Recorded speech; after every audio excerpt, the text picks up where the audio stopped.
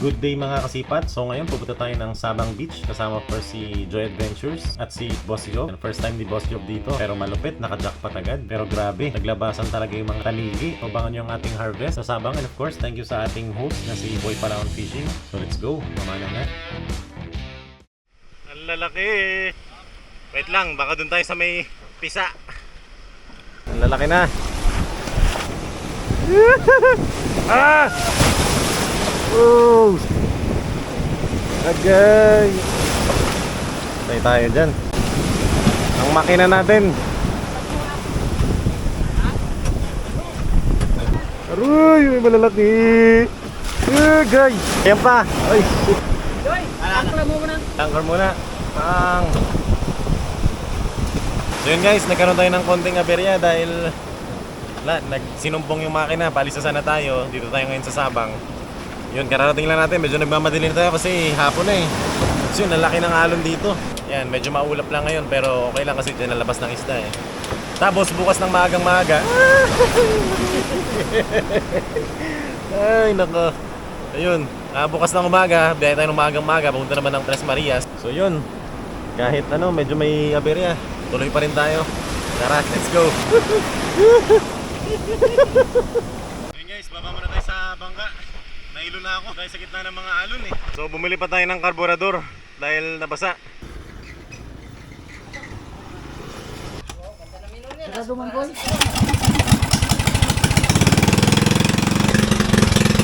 Bali na. The next day. Ayun na, pa.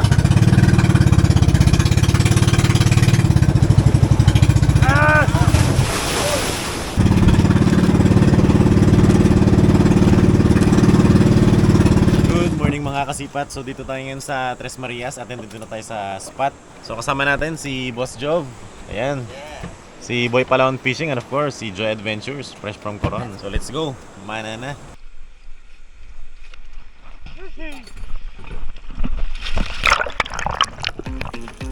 Yun guys, dive na tayo. At dito sa first dive natin may nakita tayong suno or coral trout. At malupit dito, wala sa bato, nakalutang lang. At tinutukan natin, kaso bigla tayo nakita kaya bumilis yung kilos niya, kaya hindi na natin pinilit.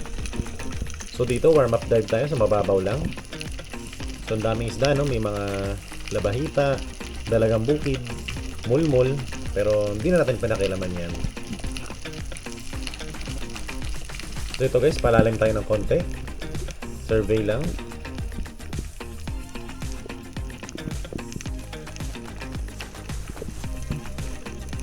At yun, may nakita tayong king map or tanigi. So dahan-dahan tayong lalapit guys. Make sure na wala tayong sudden movement kasi pag mabulabog yan, sisirit na yan eh. At lumapit pa ng husto guys. At yun, tinamaan natin, kaso lang daplis, medyo sa taas yung tama niya.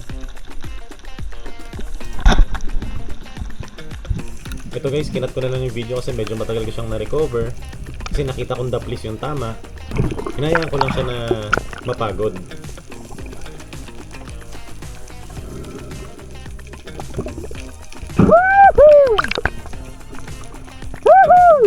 At yun, recover na natin guys. Grabe, first fish natin, tanigi agad. So syempre, papadugin natin yan para mamatay na rin agad yung isda at manatiling fresh yung isda natin. Actually, medyo alanganin ako dito kasi may pating na umaligid eh. Pero hindi niya naman tayo sinundan. Ganito pala guys ang tamang paghawak nito sa asang. Huwag natin masasagi yung daliri natin dyan sa ngipin niya kasi parang lagari yan. So ilagay natin to guys sa tuhugan natin. Kaso lang nakalimutan natin ating tuhugan. At sobrang talas ng ngipin ito.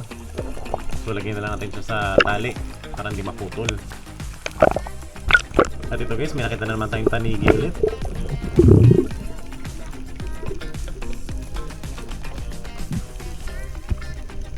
Kaso lang medyo malayo siya sa atin at papalayo na siya.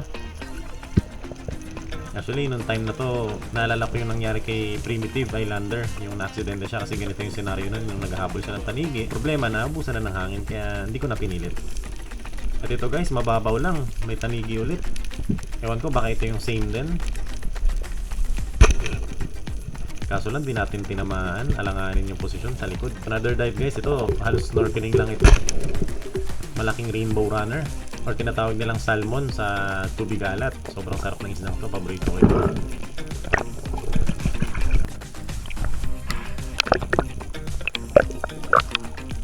So tali na natin guys, kasama ang ating tanigi.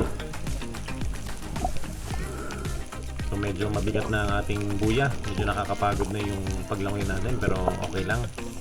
Mas okay na mabigat kaysa wala.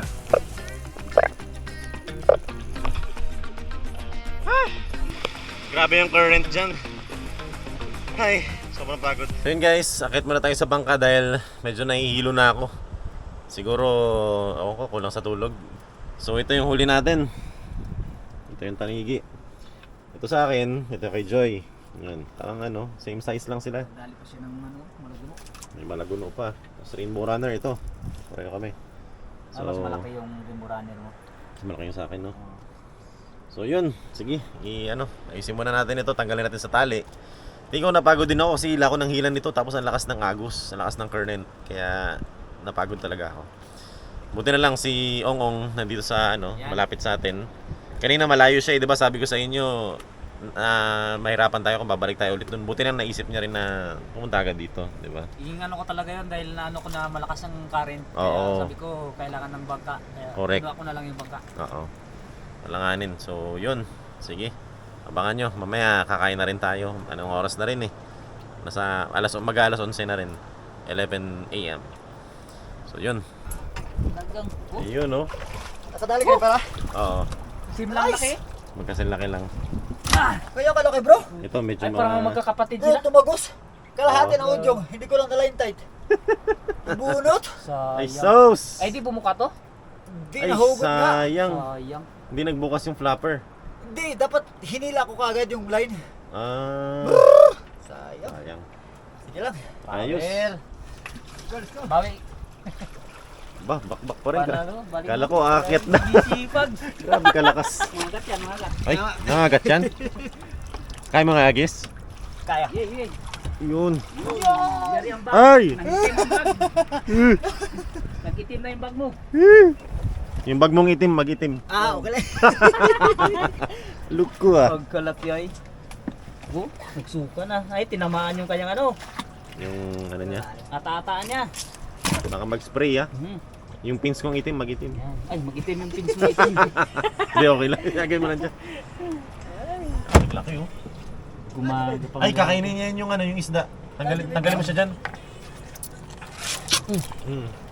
Tara mo si Javin? Kakainin niya kasi yan yung Tama oh. Kakainin niya yan yung tanili eh.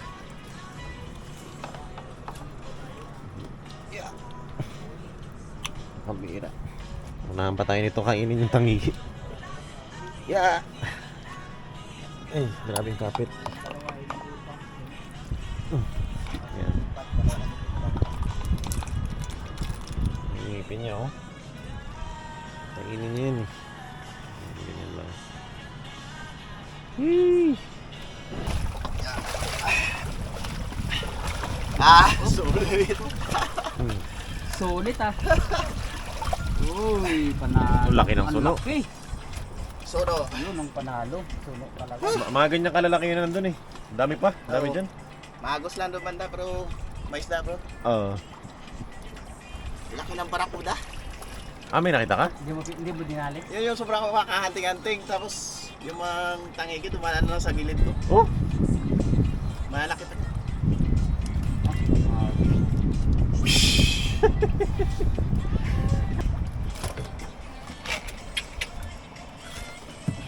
Mga ganyan kalalaki yun nandyan sa baba.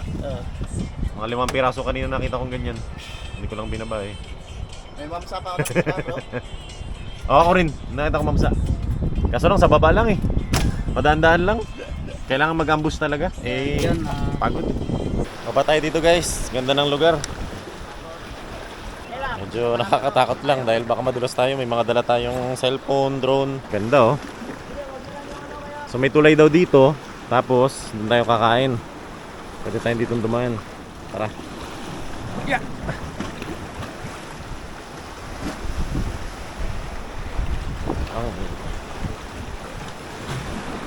Wow, ganda dun, no? Grabe, ang init ng bato. Takot naman yung tulog nun. Grabe nga. Kaya? May butas eh. Hindi kaya sa taas? Baka dito sa taas. Tingnan ko.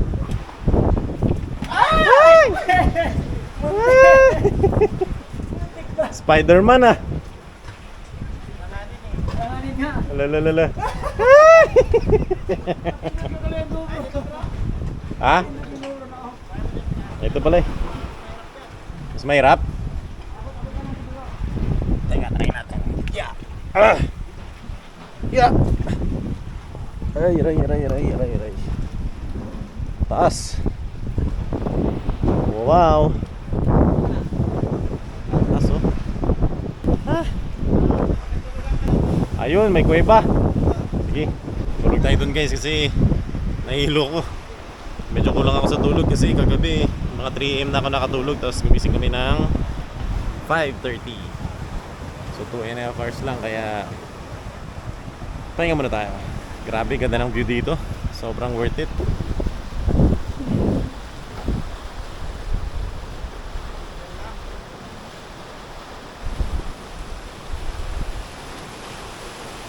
Baba na tayo. Ay. Siyempre. First time namin dito. First time.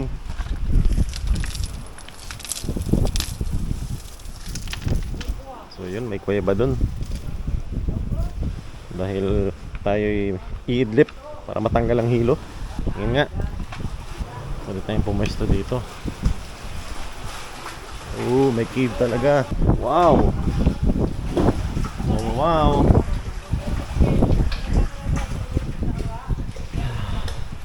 Ganda oh.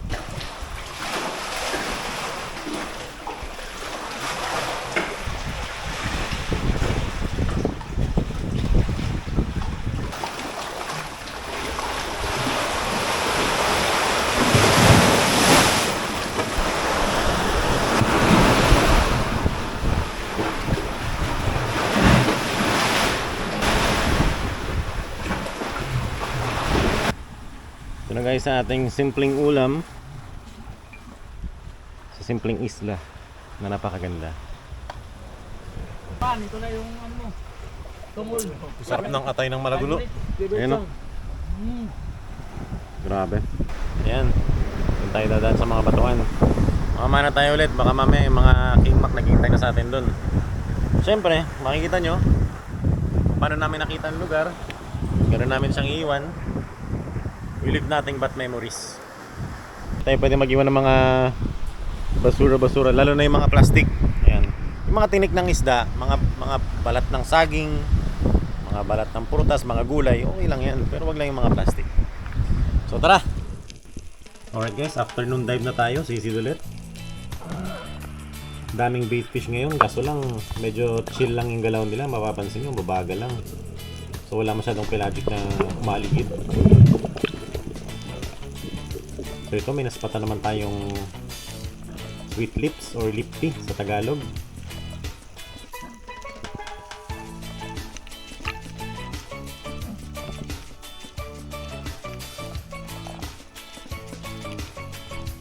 Ayun, lumapit pa talaga at malaki-laki ito. Kaso lang nag-alangan ako kasi may bato sa likod. At yun din natin tinamaan. Lumapit na nga eh.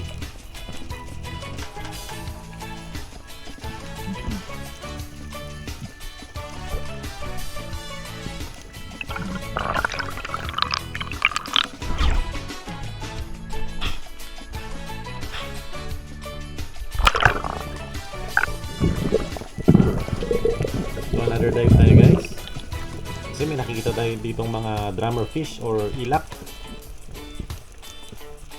at yun may rainbow runner na naman pero meron na tayo nyan at yun itong medyo nakakadistract itong pawikan eh kasi medyo naging conscious ako pag nandyan baka tamaan, delikado.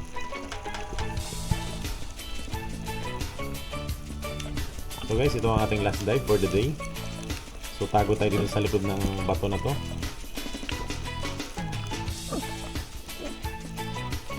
Makikita niyo yung direksyon ng mga ng mga damo sa bato. Ang lakas talaga ng current nito. So hunt tayo ng ilak. Yun, medyo malikot nga lang. Naisip ko nito, pang uwi ko sana to kay Ma'am Yam eh. Paborito niya kasi to. Kaso lang yun guys, medyo mabilis talaga yung ilak. Kaya medyo nag-aalangan ako, kaya hindi na tayo tumira. Thank you Lord. Safe dive. Ayos. So yun mga kasipat, dito tayo sa gilid. Ayan, may pang take home na tayo.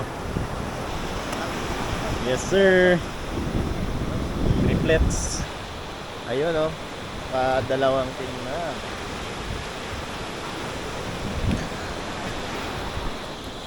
Isa pa. Yung Iwan natin yung isang timbang.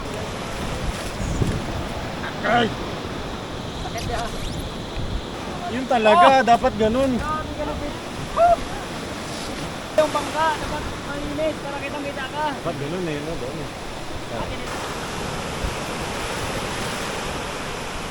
Tanga. So puno ang ice chest natin, red bass. Ayan. Nakapaldo siya ngayon. Pumaldo. Grabe. Ayos, sige. Thanks for watching this episode. See you soon.